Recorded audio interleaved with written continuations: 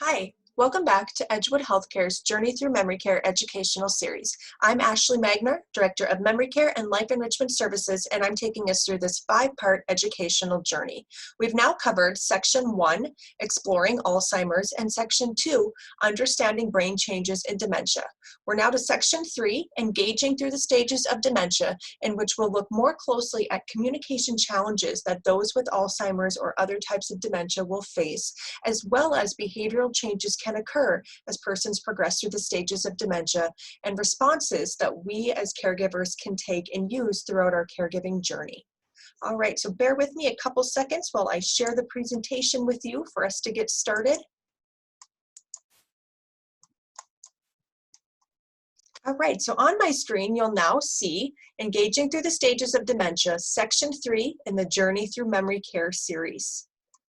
So jumping right into it, first off, I want to talk with you a little bit about the mission for Edgewood Healthcare. At Edgewood Healthcare, we provide senior living services for independent living, assisted living, and memory care across the Midwest. We are the premier provider of memory care services in our service area.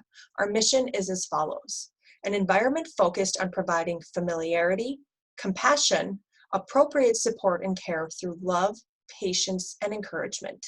Also, you or your loved one will fully enjoy life, and when you need us, we'll always be there for you. That's our promise. So a little bit about our mission, thinking about the statement, appropriate support and care. So we really recognize that each person with dementia follows a very individual and unique journey, and we really focus on person-centered care and a whole person wellness model, taking into account physical well-being, emotional well-being, mental well-being, spiritual, social, and intellectual well-being.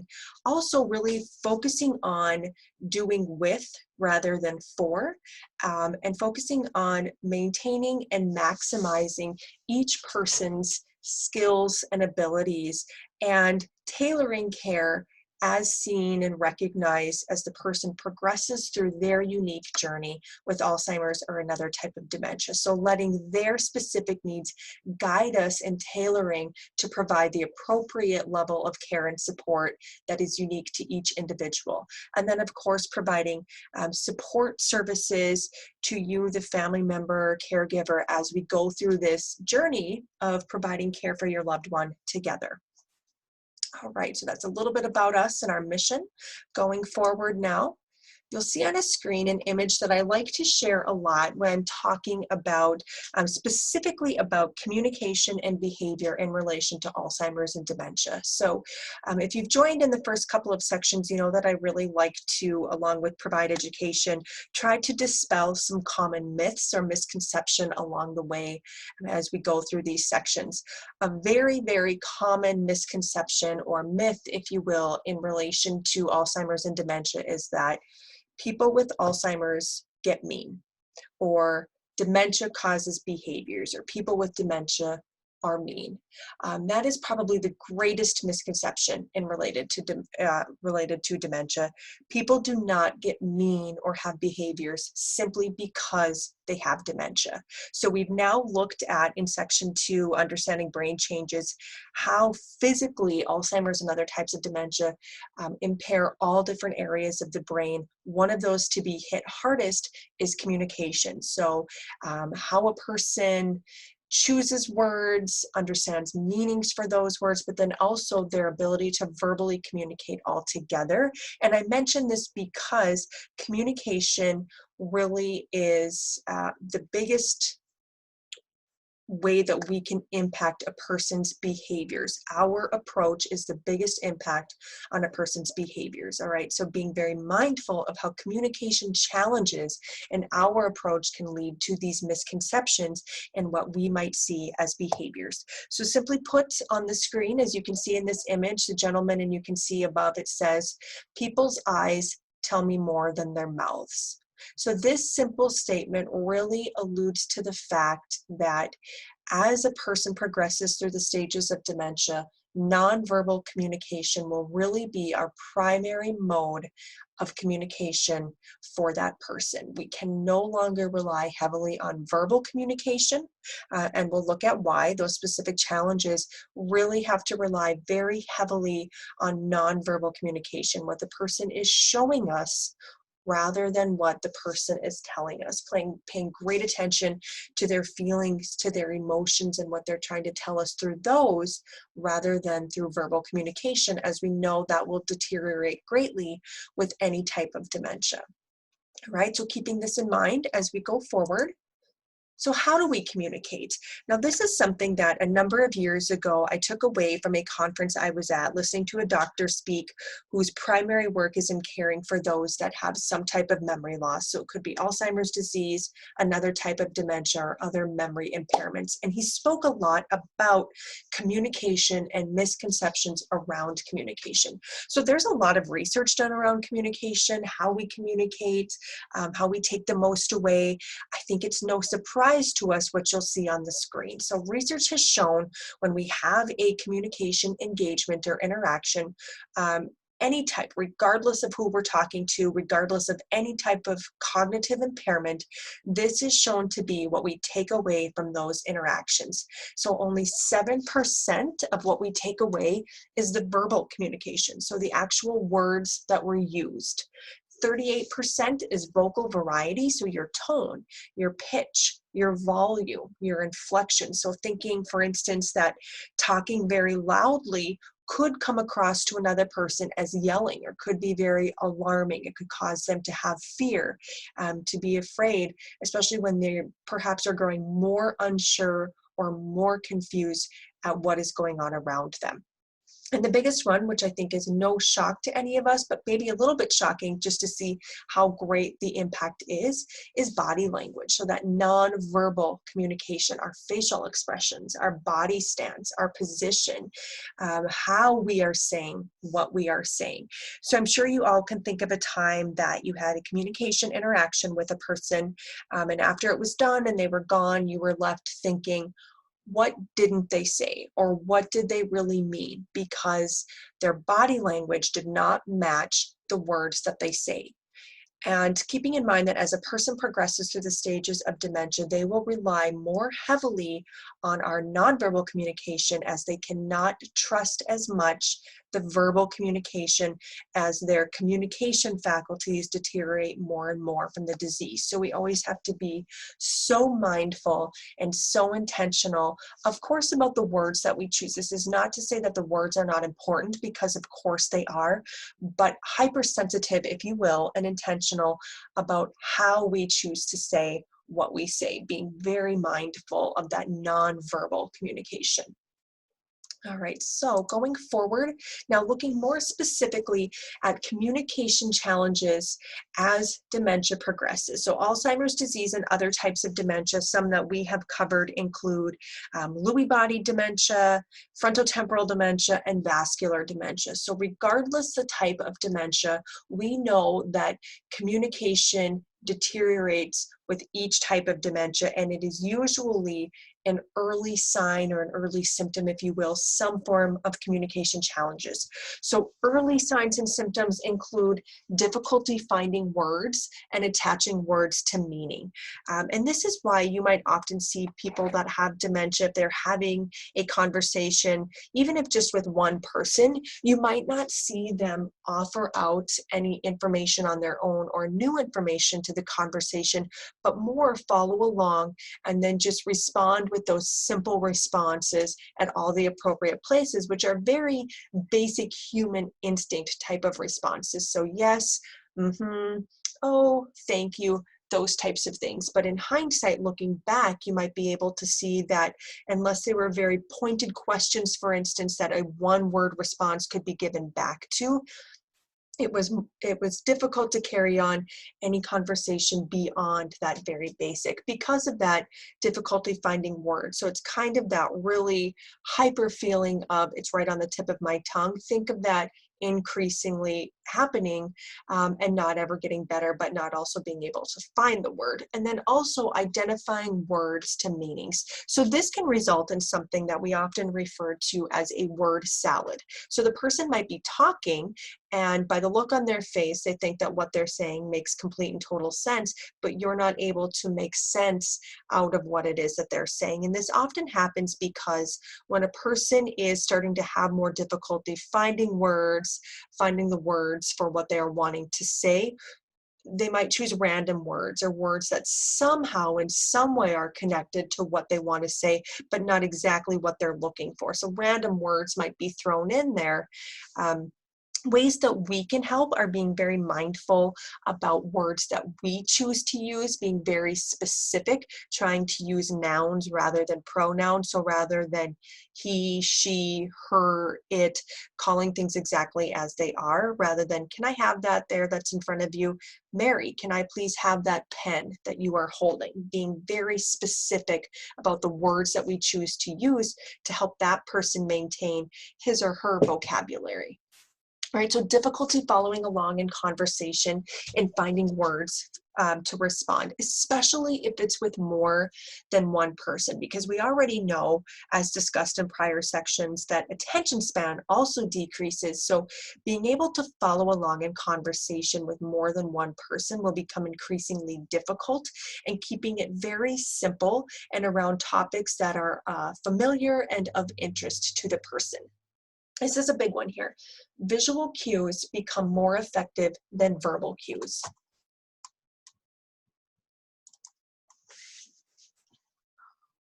Okay, 1 second here. A little bit of technical difficulties. Bear with me for just a second.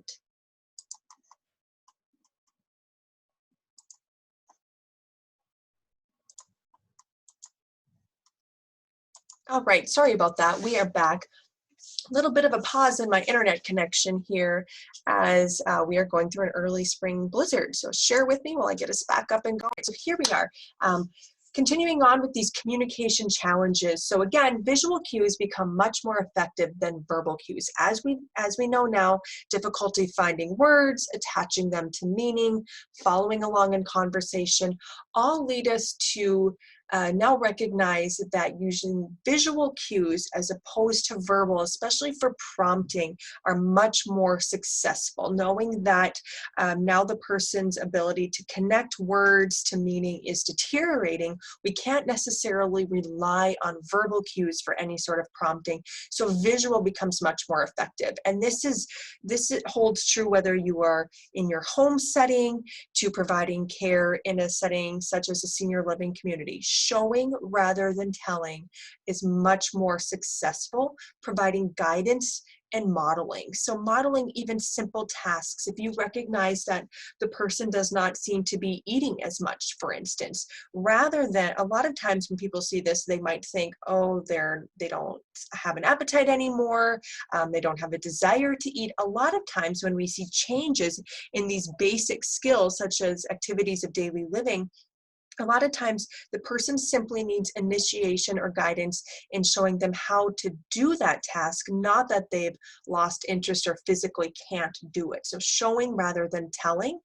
So at mealtime, for instance, if we see them not eating as much as they used to, seemingly uninterested, perhaps you notice them not using their utensils, their forks, their spoons, their knives as much, show them, provide modeling, sit down, have a meal with the person, pick up your utensils. A lot of times this in and of itself is a simple enough gesture that the person can model and be able to then carry out that activity.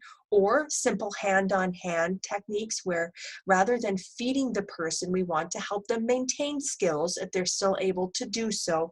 So placing our hand underneath theirs to help them start that activity. And a lot of times that's all it takes for them to then be able to take on and complete that task. That could be said with feeding at mealtime or brushing their teeth, brushing their hair. A lot of times simply showing, modeling, or just helping them get that activity started can help them to have success in carrying the activity out. But really paying very close attention to changes you're seeing, indicators that the person might be requiring more assistance, and providing those visual cues, helping, guiding, keeping in mind that by the time a person is in mid-stage Alzheimer's or dementia, which we now know is where most people are at by the time they're ever diagnosed, their memory retention is about 7 to 10 seconds long.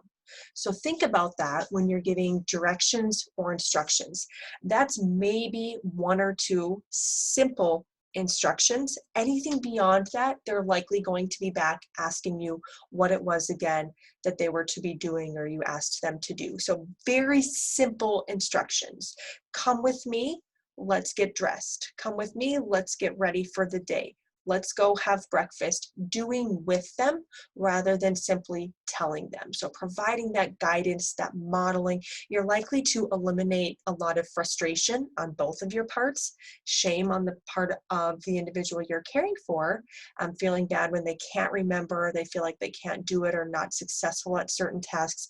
We can eliminate a lot of that by simply walking them through and providing that guidance and modeling, providing assistance as they need it throughout the task, not doing for, but being there to provide the assistance as they need and require it. So again, I can't stress enough this bottom point. As the disease progresses, nonverbal communication becomes the primary mode of communication. We'll find much more success in being able to follow those nonverbal cues, watching for those signs that the individual is giving you, and really being very, very mindful of our nonverbal communication. All right, so going forward, all right, a couple of things that I always like to point out, just as a general reminder, something to always keep in mind. Sometimes the very simple things when we are acting as a caregiver can really elude us. We oftentimes might make it harder than it needs to be. A person that I worked with once, I remember her saying, and it's always stuck with me, caring for a person with Alzheimer's disease is really, really simple. It's just not always easy. Now think about that. That might sound funny when you first hear it, but really think about it. It is really very simple in thought, thinking about who the person is, what they're trying to tell you through their actions, what is meaningful to them, really always keeping those things in mind. But sometimes it's not always that easy. Sometimes we make it harder than it needs to be, thinking maybe it needs to be harder than it really is. But a couple simple things to remember, especially when thinking about how we communicate. The ability to effectively verbally communicate might decline, but thoughts and feelings never do. I know it's often said we don't know what the person with Alzheimer's or dementia is thinking, and that might be true, but we know that thoughts and feelings remain until the very last day of life. They might not be able to verbally communicate those to us, but thoughts and feelings will always be there, and those are what we need to look to tell us, to help explain to us why a person might be doing the things that they're doing, why they might be acting the way that they're acting. Thoughts and feelings are at the basis of all of that. Also, people might forget what you said, they might forget what you did, but they will never forget how you made them feel. And this holds true for all of us, but especially for those that have Alzheimer's or another type of dementia. They might not remember what it was that made them feel excited or happy or joyful specifically, or what made them feel hurt or scared or afraid or ashamed. But they will remember those feelings, okay? And so keeping in mind that thoughts and feelings never go away, and they will always remember how you made them feel. So as a person progresses through the stages of dementia, they might lose a person's name or their abstract connection to that person. What I mean by that is they might lose perhaps that even you are their daughter, because relationships are very abstract. They're very difficult to conceive of if you cannot physically see or touch them. What they will not lose is their emotional connection to that person, to you as their daughter, you as their spouse or caregiver. They might not remember you are married their daughter or married their spouse, but they will always maintain that emotional connection to a person. So keep that in mind. That can even be helpful as some of these changes, difficult changes, occur through this journey. All right, so what is a behavior? So again, biggest misconception I would say that I've come across in my experience, at least with Alzheimer's and dementia and being a caregiver for a person with dementia, is that people get mean. People with dementia get mean. That is a great misconception. People act in ways that they feel they need to respond to.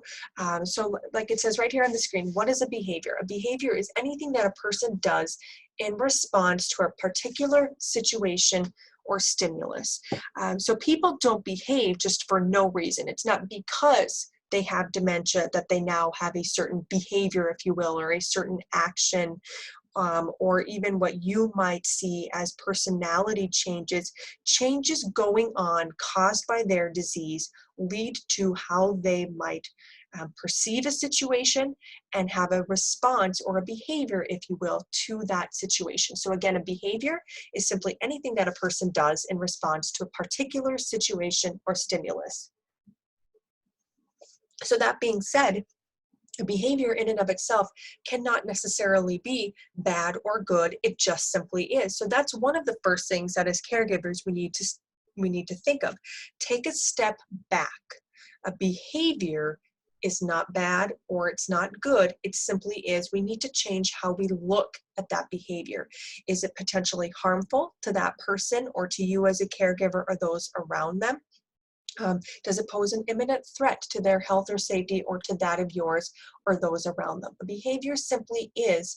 What we need to determine is it potentially harmful, poses a threat to their safety? That's when you need to look at, okay, maybe I need to correct or try to change this behavior or eliminate this behavior. Otherwise, we really need to change how we look at what is going on.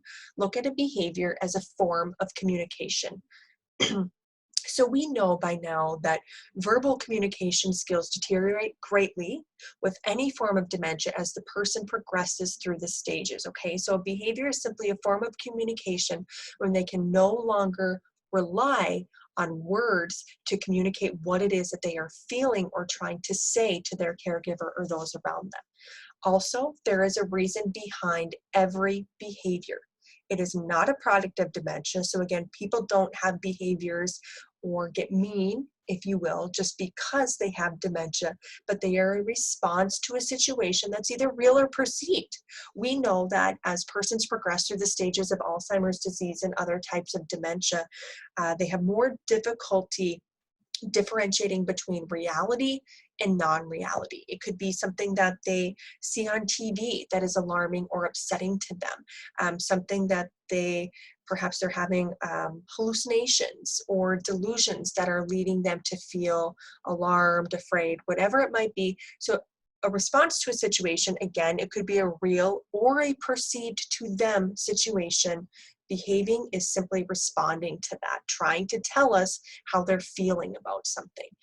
And in order to understand any given behavior, no matter what it is, whether it's aggressive actions, aggressive words, repetitive types of behaviors, no matter what they are, in order to understand them and try to change the course of any behavior, including eliminating that behavior, we have to think, what is the person trying to say? Or what is the feeling behind that behavior? Once we can really respond to the feeling, that's when we can have any impact or change on the outward behavior. Okay.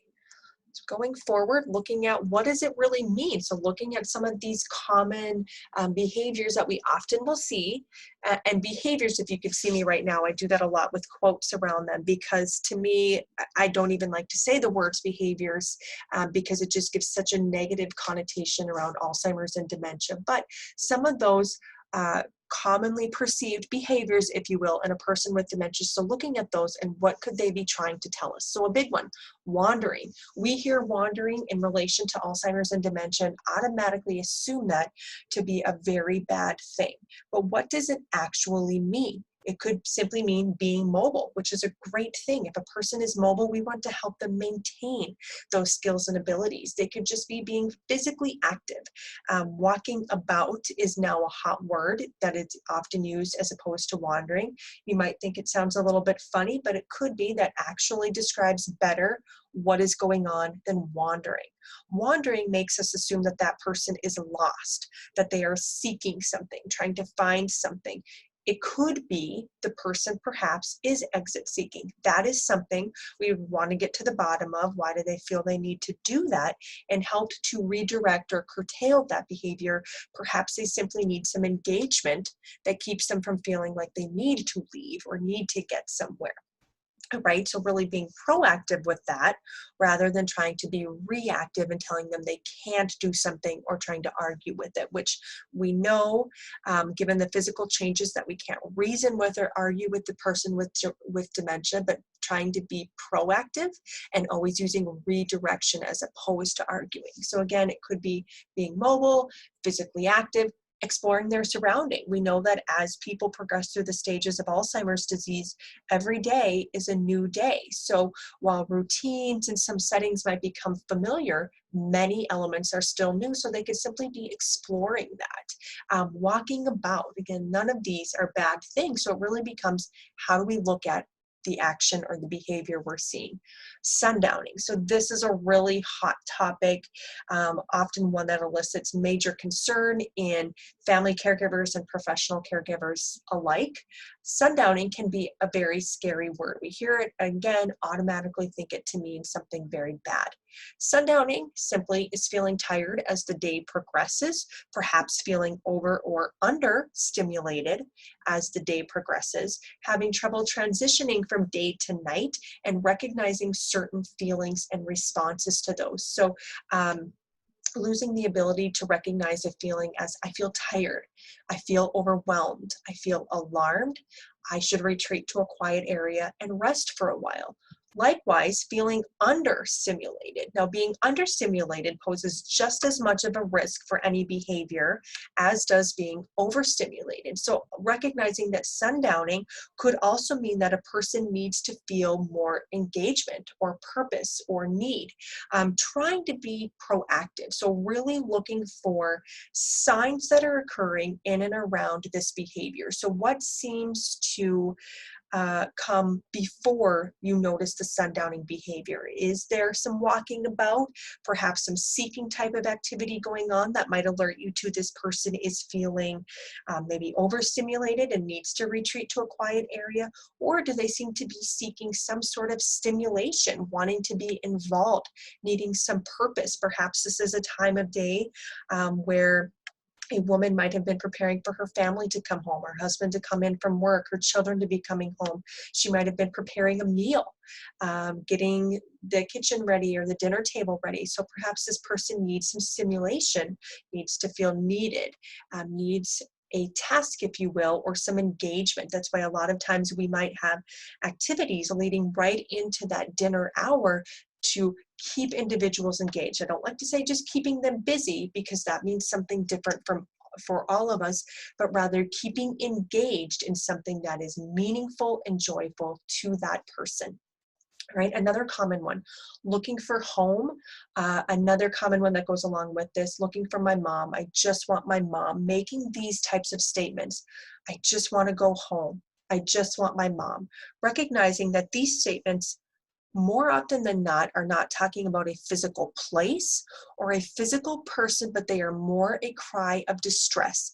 I'm feeling afraid, I'm feeling lonely, I'm not feeling comfortable or like myself right now, and I want to get back to that feeling.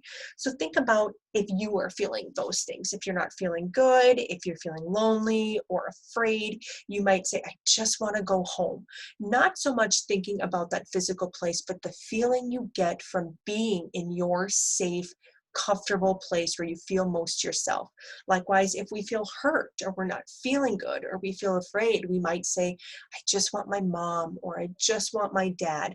And again, that's really thinking about the feelings that we get from those. So a lot of times when the person with dementia is saying that, that's what they're trying to tell us, and we want to help them get back to that feeling of feeling safe and feeling comfortable so they're not feeling so vulnerable. Now, we don't want to do reality orientation, which used to be a big practice. No more is that used. We definitely don't want to think about that at all. That would include saying things like, well, this is home now. We sold your home on the farm 10 years ago.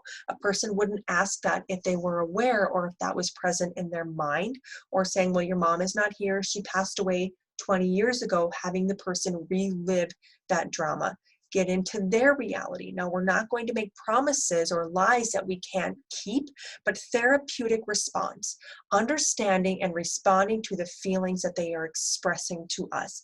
I just want to go home. I understand that, but it's very cold out and there's a blizzard right now. Let's go have some coffee. Tell me about home. Or I just want my mom.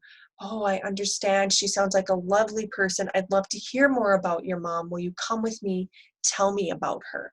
Now, we're not making promises that we can't keep. We're not saying that your mom is at the grocery store and she'll be back in an hour, but rather, she isn't here right now, but I'd love to hear more about her. Come and share with me. Redirecting while we also validate the person's feelings, respond to the feeling, redirect away from whatever is making them feel that way, bringing back to a place of comfort and safety. And then aggressive and combative behaviors, often the ones that people, I will say, fear the most, often think of when they think of behaviors in those with Alzheimer's and dementia, they're often really thinking these aggressive and combative type nature, or in nature types of behaviors. What I will say is when you hear these stories, know that they are the exception, they are not the norm, and also know that if you hear something or hear a story about a person with dementia acting out aggressively and combatively, knowing and thinking to yourself, what were they trying to say? What were they feeling that they could not communicate that led them to feel this was the only way to express what was going on, either physically or emotionally? Now, what we do know and can say is that aggressive and combative type behaviors usually are physical in nature, often resulting in from a physical type of pain.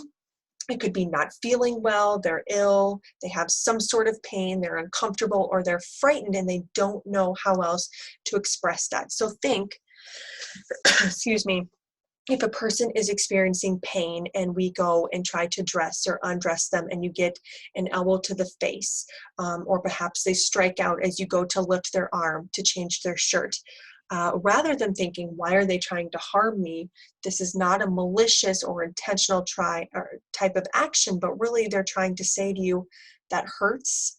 I don't know how to ask for pain medications, or my arthritis is really bad today and the medication hasn't yet kicked in, and I don't know how else to say that. I don't remember that I could ask for some medication to help with the pain, or whatever it might be that can help them feel relief from that.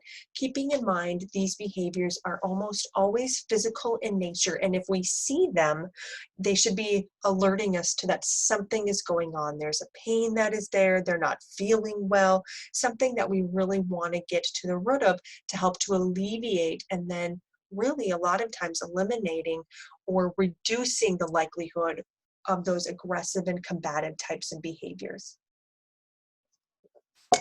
All right, so going forward, another topic that comes up very frequently, oops, I think I skipped over the one I wanted to get to. Okay, is when to have the conversation. So a lot of times families want to know, okay, maybe I'm seeing signs or seeing some of the symptoms that we've gone over now.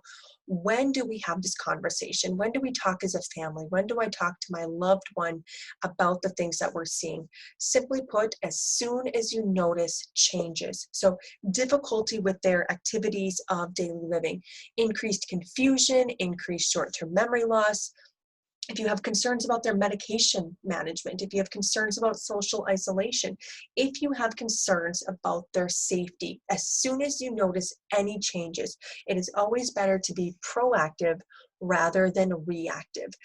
Being proactive allows us to have time to gather resources, increase our tools, increase our network of resources and tools, just as you are right now going through this educational series. Help yourself to gain knowledge, help yourself to know who your resources are. We know that earlier planning and preparedness can help to reduce the stress that accompanies caregiving.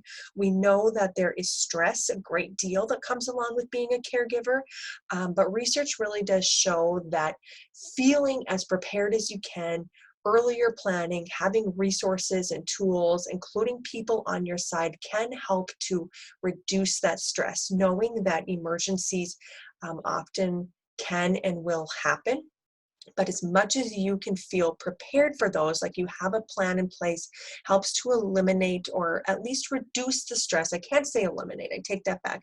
Helps to reduce the stress when those situations occur.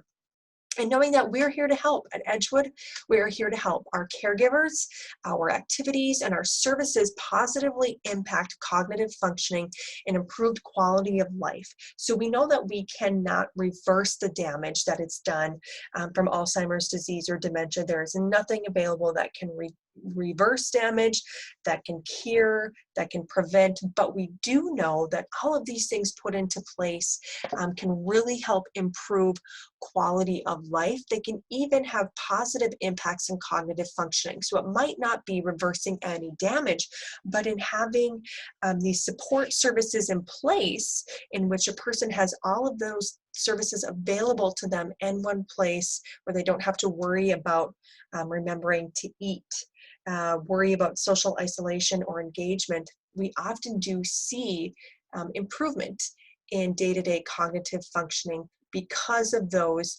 positive support services that are around the person. All right, going forward.